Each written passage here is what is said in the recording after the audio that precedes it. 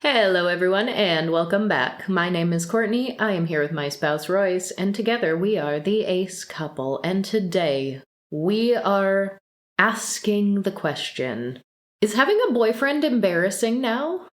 So I have an article here from Vogue that is making the case that it is officially uncool to have a boyfriend. Obviously, we talk a lot within our community and our social circles about how heavily weighted society is toward partnered couples. So I'm very curious to discuss this phenomenon. Yeah, what direction are they going to take this in? Well, immediately, right off the bat, I'm thinking it depends on who you are for whether or not you think it is embarrassing to have a boyfriend. And I do think we have gotten to a point where there are a large percentage of straight women who are 1000% embarrassed to have boyfriends. I do think we have gotten to this point. Because, think about the people we know and the people we have known. Our friends who are straight women, who are unmarried but also not single, tend to be embarrassed by their boyfriends. Except for the one every now and then who isn't, in which case, have you noticed this, Royce? Because I have. Even in straight, unmarried partnerships, if they are not embarrassed by their boyfriends, they've started calling them partner. Oh, I haven't correlated anything there. But that's totally a thing, right? I have caught a few people here and there that, with nothing specified out loud, I have wondered, maybe you or your relationship is at least a little bit off of, the mainstream societally expected path. You may not be, you or your partner may not be non-binary, but maybe you're, less traditional or less conservative or something of that manner. One of them may look a bit alternative or have some interests, in those areas, or at least something that isn't very, very status quo. Yeah, but there's, in those relationships, there's a distinct lack of the brand of heteropatalism that you do get with the crowd who is yeah, I do have a boyfriend, but I am embarrassed by him. But we're not going to break up, we're going to stay together. But he is embarrassing.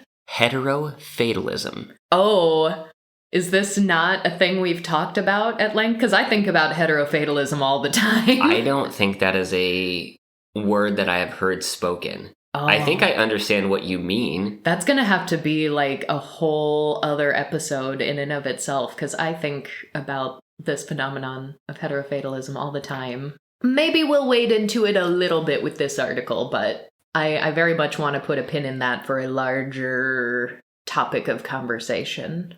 To summarize that phrase very quickly, does it basically mean the feeling of, oh no, I'm straight and I'm doomed? Yeah. In very simple terms, yeah. Think of how many, left-leaning comedians have made the joke about, I'm straight and it's my biggest character flaw. I'm sure I've heard half a dozen people make that joke in some way or another. So, returning to this article, it opens saying, if someone so much as says my boyf on social media, they're muted. There is nothing I hate more than following someone for fun, only for their content to become my boyfriendified suddenly. This is probably because for so long, it felt like we were living in what one of my favorite Substackers calls boyfriend land. A world where women's online identities centered around the lives of their partners, a situation rarely seen reversed.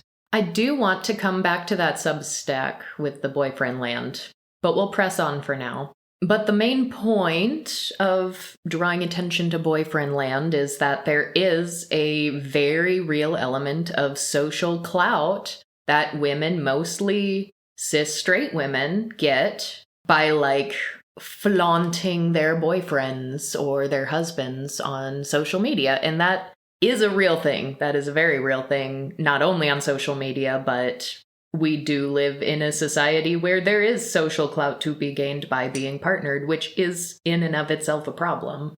However, this article makes an assertion that times are a-changin'. Apparently, women, instead of showing their boyfriends full faces, full bodies, videos, are opting for, quote, subtler signs. A hand on a steering wheel, clinking glasses at dinner, or the back of someone's head. Or, apparently, and I have not seen this because I have joyously been social media-less, apparently, women are starting to blur out the faces of their boyfriends and husbands in, like, social media photos. It gives examples here that they're even blurring them out of, like, wedding pictures and entire, like, professional photos and videos. They're, like, cropping their fiancés out of shots and blurring faces, and that's the only reason I can think of for doing that is, like, if you're a relatively sizable content creator and, like, you and your partner mutually decide, like, you don't want them to be a part of your content. Yeah, like, this is your thing, I want my privacy. That's interesting. When you're saying wedding, do you mean, like, an unmarried couple went to someone else's wedding, or, like, they are the married couple and this is their wedding? I think it's they are the married couple, and they're just, like, they're, like, still posting the photo but blurring out the guy's face. Which is a thing I have not seen, but this article is saying that it's beginning to become a trend. And this line sums it up by saying women are obscuring their partners' faces when they post as if they want to erase the fact they exist without actually not posting them. I don't know if I'd go that far. It does seem a dramatic way to put that, but also, yes, if you're posting, like, a wedding photo and blurring out the face of the other party, why post that photo? You could just get a photo of yourself if you just want to show off yourself, like, in your nice dress. That's a thing that is allowed. I kind of get it, particularly if, again, I don't know how large of channels these are, or how large of profiles these are, if this is just a person posting, but if this is just a big swing in, like, internet privacy and things like that, it makes a lot of sense to me to just really blur out anyone other than yourself. And that does make sense. I mean, we've definitely had that conversation, or started having the conversation about, like, posting your kids, because there was for sure a period of time where lots of parents were probably posting way too much about their very young children who couldn't consent. And now that we're starting to have those conversations, that is a good thing. And I do see a difference between taking a picture, like, at the altar with whatever backdrop the actual ceremony had, and just anonymizing the other person. I think that is different than just giving a picture in a wedding dress. Well, the author of this article says, so what gives? To me, it feels like the result of women wanting to straddle two worlds. One where they can receive the social benefits of having a partner, but also not appear so boyfriend obsessed that they come across as quite culturally loserish. Quote, they want the prize and celebration of partnership, but understand the norminess of it. Oh, look, they even bring up the word heterofatalism. Look at that. In other words, in an era of widespread heterofatalism, women don't want to be seen as being all about their man, but they also want the clout that comes with being partnered. But this is for sure an extremely hetero phenomenon, because it is cool to have a boyfriend if it's not in a normie way. Like, it is cool for, you know, a gay teenager to have a boyfriend. Think about Heartstopper. Enormous phenomenon. Everyone loves seeing young boyfriend love. if it's between two guys. Because, and I've seen even older folks in the queer community say things like, yeah, this is the high school dream. This is a thing that I didn't get to see on camera when I was this age. So it's a very cool thing that we get to see things like this now. And sometimes that even comes with, like, an element of pain or grief from older generations that didn't get to live that life as openly or as celebrated. And we've still for sure got a long way to go, but the fact that it is as socially accepted now as it is like a huge win, because we've had to fight for that. In the case of straight women, though, if anything, they've had to fight in the opposite direction to be seen as a whole person on their own, without a partner, without needing a husband, having to fight stereotypes like, the cat lady trope. So now there's sort of this weird thing happening, I think, where women who do still want to be partnered in a straight, cis, monogamous way maybe aren't getting the same amount of like day-to-day social acceptance or praise that they once did. Because I don't think it's like as cool anymore as it used to be even 10 years ago to be like a fiance. It used to be really cool. Like, I want to be a fiance. I would hear women say that. I want to get engaged just so I can have this period of time being a fiance and shopping for dresses and telling people I'm engaged and showing off my engagement ring. Like, that itself used to be an aspirational thing to be. And then hearing that all the time so much, particularly as social media blew up, got annoying? Apparently to some people. But it's a weird thing, because in some ways, maybe interpersonally, people are kind of sick of it and over it and aren't going to lavish praise upon you just for having a boyfriend or just for being a fiance or just for getting married in the same way they used to. But we still have so many laws and tax codes and perks and benefits for people who do get married. So regardless of what people think on a day-to-day basis about whether or not you're posting and flaunting your boyfriend, ultimately becoming legally partnered in the form of a marriage is still an enormous financial and social benefit for most people. So I could maybe see it subconsciously being a little weird if people who don't have these conversations as often as we do and don't identify sort of the core issues of these things, if they're sort of sensing like the immediate people around me and people on social media, my followers, the people in my community, my friends, my family, don't think this is as cool or as worthy of abundant praise anymore. But I do still want it, and it is still going to be a good, positive thing for me, and I will still be better off in some ways in a partnership than single. So it's almost like diverging in two different ways, because we reviewed even Project 2025 and all the things they were saying about how we want to incentivize more people to get married. We want more benefits for married people. And we see that all the time with articles now, too, about the alarmist coverage of the population decline. A lot of people are attributing that to people aren't getting married as often. And if people just kept getting married at the same percentages that they used to be, we'd continue to have more babies, which is also not how that works. You can, in fact, get married and not have babies, turns out. So even though I don't know that on an individual level, people posting on social media are like, ooh, I want people to know I'm partnered, but I don't want to seem so excited by this. I don't know how much that's actually driving individual posting patterns, but deep down, I'm sure people have to sense like, I am getting social benefits in being partnered, but why aren't people acting like it anymore? But the article continues. It says it's not only about image, and this author did a sort of a call out on Instagram. And apparently all the responses she got back about why people are allegedly posting their boyfriends without posting their boyfriends. So I think this is still in reference to like blurring faces, cropping people out. Apparently some are superstitious. It says some feared the, quote, evil eye, a belief that their happy relationship would spark a jealousy so strong in other people that it could end the relationship.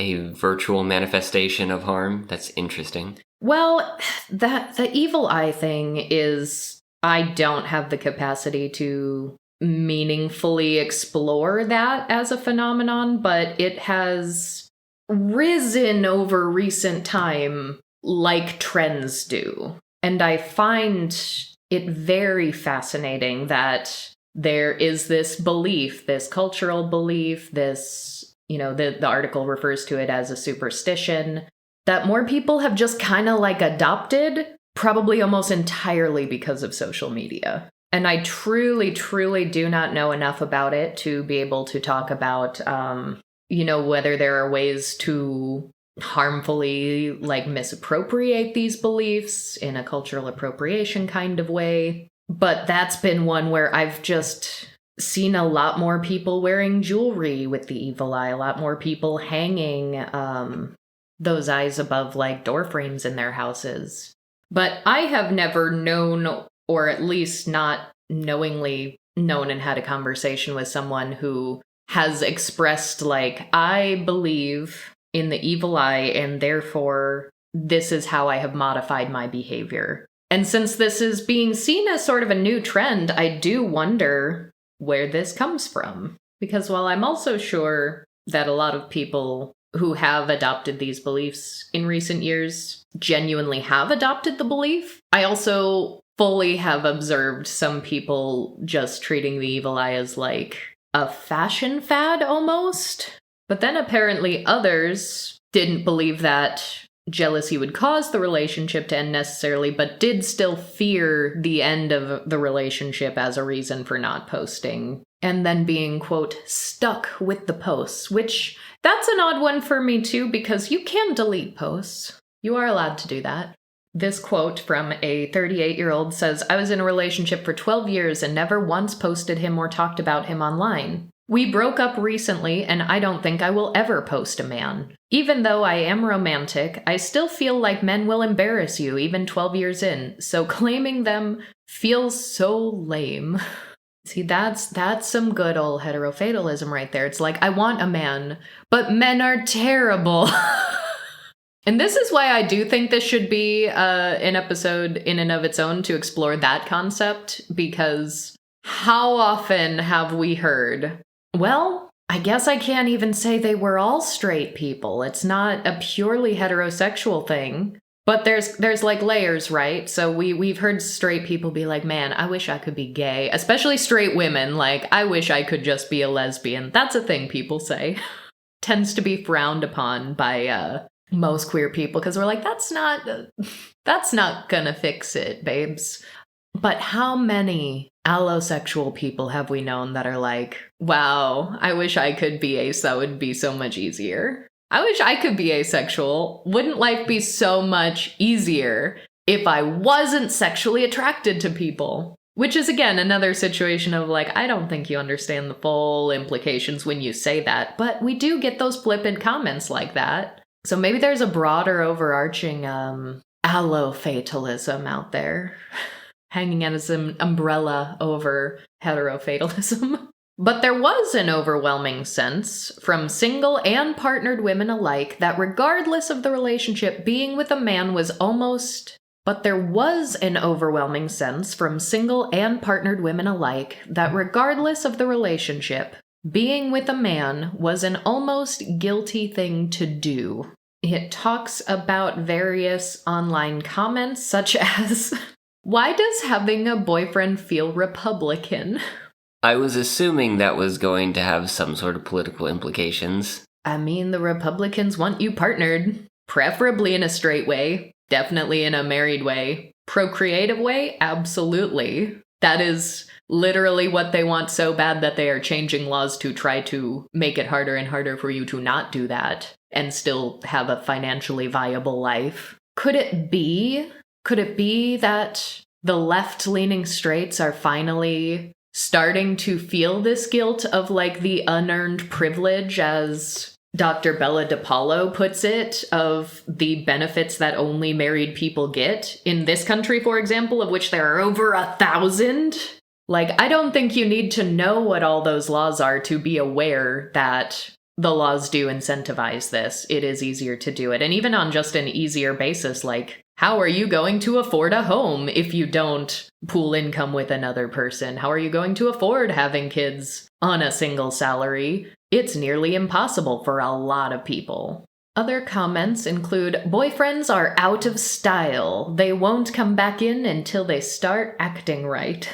And apparently a lot of people leading these conversations about how boyfriends are out. Very uncool to have a boyfriend. Very Republican coded to have a boyfriend. Are often straight women with partners. And the article calls attention to this. It's like, even partnered women will lament men and heterosexuality. Partly in solidarity with other women, but also because it is now fundamentally uncool to be a boyfriend girl. Apparently, a fellow British Vogue contributor hard launched her boyfriend on social media and literally lost hundreds of followers, which is fascinating. Hard launched her boyfriend. Hard launched. Like a product. I think that means she posted him with face and everything. I think that's hard launching a boyfriend. Detailing their relationship or mentioning the relationship, I assume. Probably. Whereas, let's see, soft launching would just be like in the background, or maybe like a ring in an image, or... Yeah, that's what they were talking about earlier, where Okay. It's like, oh, just like a hand. I mean, I get it. It's just those are normally marketing and product terminologies, but I guess if your industry is your life, that makes sense. Yeah, social media has turned everyone into their own brand and marketer, and it's awful. So, like, I don't want to talk about people in terms of brands and products and marketing, but could it be that you have turned yourself into a brand and your followers are your consumers, and you have now fundamentally changed your brand by hard launching a boyfriend? Because, like, they're here to see you, presumably, or whatever it is that you normally post. And if what you normally post is not your relationship, then all of a sudden you start posting about your relationship. That's not what they were here for. Did you product test your boyfriend? Is this one case where product testing on animals is actually okay? Like, does the dog like the boyfriend? Oh, God. That would absolutely be a social media trend of, like, introducing my dog to my boyfriend for the first time. Let's see if... What would a more common rebranding effort be? Is it completely new boyfriend, or is it just like a makeover? Like, sorry, you didn't test well with the audience. We have to break up now. I'm sure there are people out there where that has happened. I'm sure that has happened because social media is bad. Another content creator also experienced people unfollowing her when she shared a romantic relationship. Quote, "This summer, a boy took me to Sicily. I posted about it on my subscribers section, and people replied saying things like, 'Please don't get a boyfriend.'" But then she admits that her content perhaps becomes less exciting when she's in a relationship. Quote, "Being single gives you this ultimate freedom to say and do what you want. It is absolutely not every woman, but I do notice that we can become more beige and watered down online when in a relationship, myself included." I do think I am starting to convince myself that this truly is just a social media branding issue at this point, because I'm gonna come to the boyfriend land Substack here in a minute, because that one is all about social media trends that do revolve around boyfriends and how that content is actually very popular and people can go viral and lots of trends come out of content like this that get replicated. So it's not that everyone across the board doesn't want to see a relationship. There are still, like, relationship influencers out there, surely. I mean, how often have we heard about trad wives recently? The social media trad wives? From my conversations, one thing is certain. The script is shifting. Being partnered doesn't affirm your womanhood anymore. It is no longer considered an achievement, and if anything, it's become more of a flex to pronounce yourself single. Which, that's interesting. We've got a contradictory state of affairs happening here. Because earlier, I think I skipped over this line, actually. The same people who were saying it is, quote, cringy and embarrassing to be posting your partner these days, is the same person who then says, there's a part of me that feels guilty for sharing my partner, especially when we know the dating landscape is really bad at the moment, so I wouldn't want to be boastful. So people are simultaneously saying, it's not cool, I look less interesting to my followers if I'm in a relationship, but also, I don't want to brag.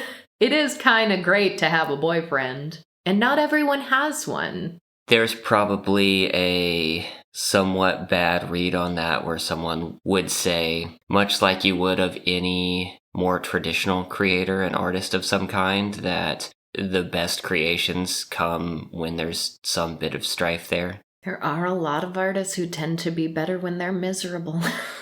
There are a lot of comedians with chronic mental health issues. Yeah. But I do get from a content creation perspective, being single and having the free time to focus on that and just go do whatever. I could definitely see things slowing down and getting more repetitive once a relationship starts, particularly in the earlier stages. So that doesn't surprise me at all. Yeah, it's interesting here too, because it says being partnered doesn't affirm your womanhood anymore, which I think more and more women do agree with that, whether or not they're partnered, which is a good cultural shift on the whole. And yet, at the same time, we have the Scott Galloways of the world out here right now on every major platform every damn day, saying that to have a positive, affirmative grasp of masculinity, you do have to get laid, and you do have to provide for a woman, and you do have to have kids, and your life will be so much better if you're in a relationship.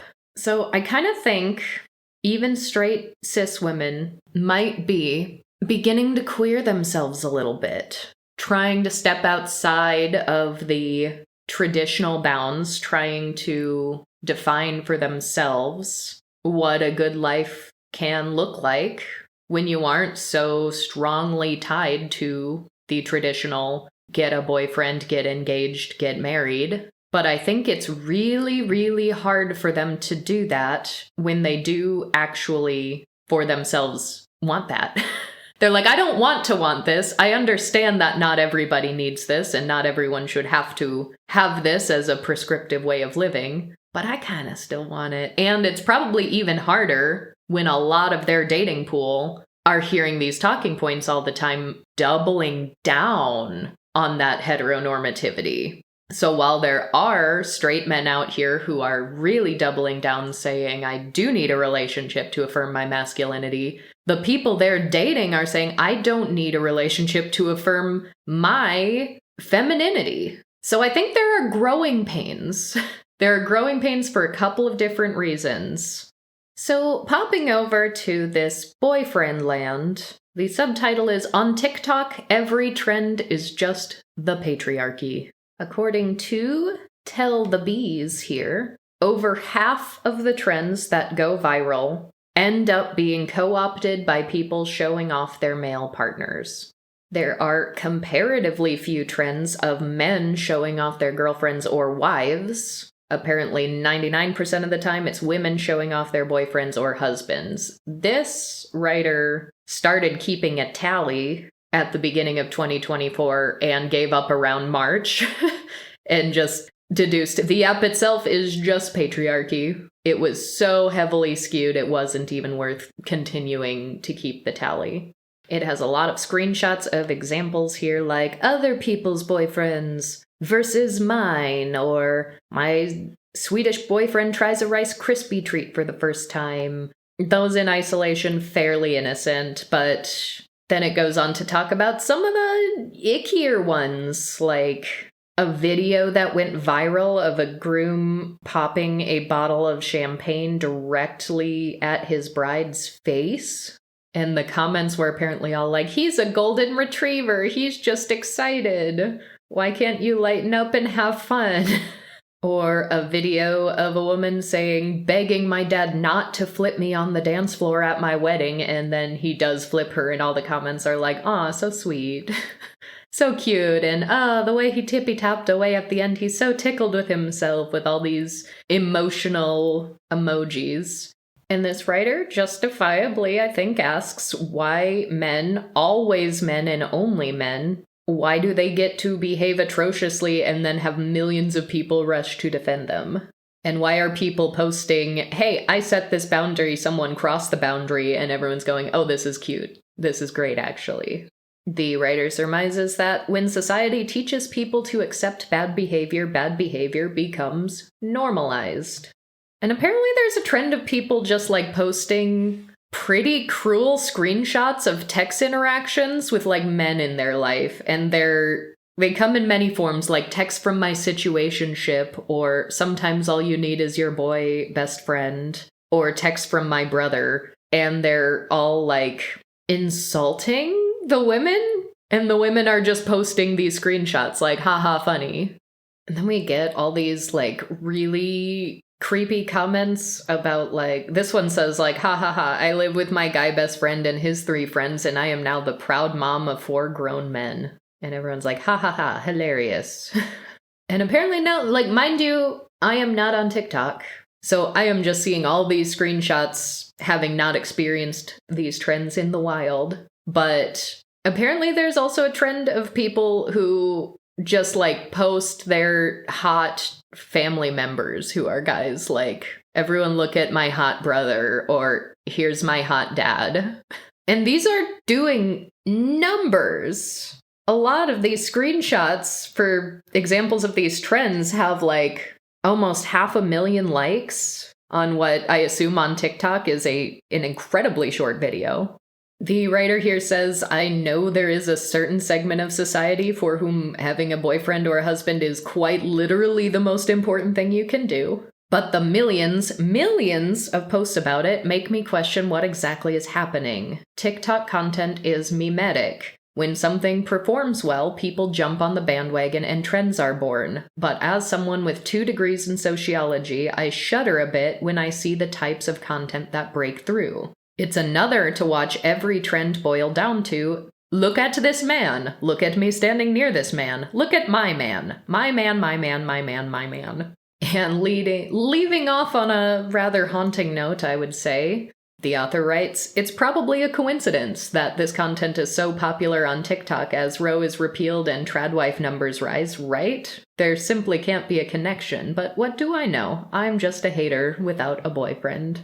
So it is just this contradiction and this duality, which I think is truly just growing pains, like I said earlier, where a huge segment of straight cis women are questioning the conventional norms, even if that's what they want for themselves, and things are getting weird, because there are still trends that are heavily patriarchal, that get rewarded, that get numbers, that get views, that become memed, that become repeated. So there are people rewarded with attention for doing these things, while on the other hand, there are people who might post their boyfriend and get hundreds of people unfollowing them. And I think both things can be true at once, because cultural change is not linear. So I think that is going to be all for us for today, but I'm going to be ruminating more on heterofatalism or a potential allofatalism, because I think that could make an interesting future topic in its own right. But for today, we will leave you off, as always, with our featured marketplace vendor, Hart Arts, where you can find artwork and digital art pieces, both fan art and original, created by a disabled, gray sexual, gray romantic, biromantic, non-binary, and neurodivergent artist. There are a couple of very nice holiday pieces in here, so it is the season, as they say. There is a holiday tree digital wallpaper in print, which is very pretty, as well as a Christmas ornament. If you're not so much in a holiday mood, fear not. There are some landscapes like a rocky beach. There's Pokemon. I know a lot of you out there love Pokemon. And of course, commissions are open. You can get characters done, you can get tarot card pieces done, headshots, Pokemon, Persona, all sorts of options here. And of course, if you are feeling generous, as always, there will be a link to the creator's Ko-fi where you can just leave them a tip, because we love our marketplace vendors and they deserve money. Links, as always, are going to be in the show notes on our website, as well as the description box on YouTube. Thanks, as always, so much for being here, and we will talk to you all next time.